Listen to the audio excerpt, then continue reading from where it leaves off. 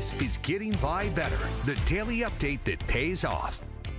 Hey, I'm Sydney Stallworth, and thanks for joining us again on Getting By Better, where we give you actionable advice to help you save some money, stretch your dollar, and take control of your financial future. A lot to get to today, but let's start with what's top of mind for a lot of families. For years, college was a no-brainer if you wanted higher earnings. But with affordability now front and center for so many families, the calculation is changing. Just last week, the Board of Regents approved tuition rates for 2026-2027 across Georgia's public colleges and universities. The rates are up 1% for in-state undergrads and up 3% for out-of-state and international students. So here's what that means in real dollars. At Georgia Tech, in-state tuition goes up $53 a semester. At the University of Georgia, it's $50 more per semester for full-time in-state students. And at Georgia State, in-state tuition is climbing about $45 a semester.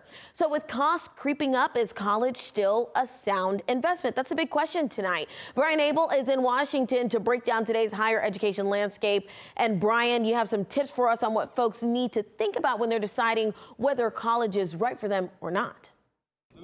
High school graduation season is almost here, and with it, some big decisions.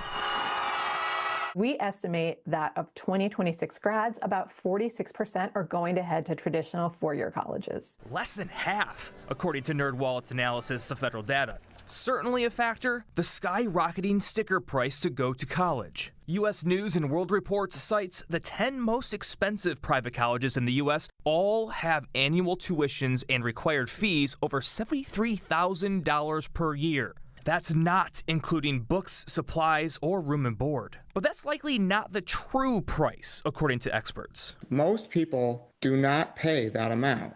Instead, experts say, focus on the net price, factoring in financial aid. Funds that you do not have to repay. So that's going to include grants, scholarships, and programs like work study. Another factor when asking, is it worth it, is the return on investment. Economics professor at Wellesley College, Phil Levine, says it's an investment decision. And while nothing is guaranteed, there's a high probability of success. We're talking about hundreds of thousands of dollars over the course of your life of higher earnings. But experts also stress that college or no college is a personal decision, and it isn't for everyone. A lot of it is about people knowing who they are, which I think mostly they do. If you really like working with your hands, a skilled trade is a great opportunity, and you should pursue that.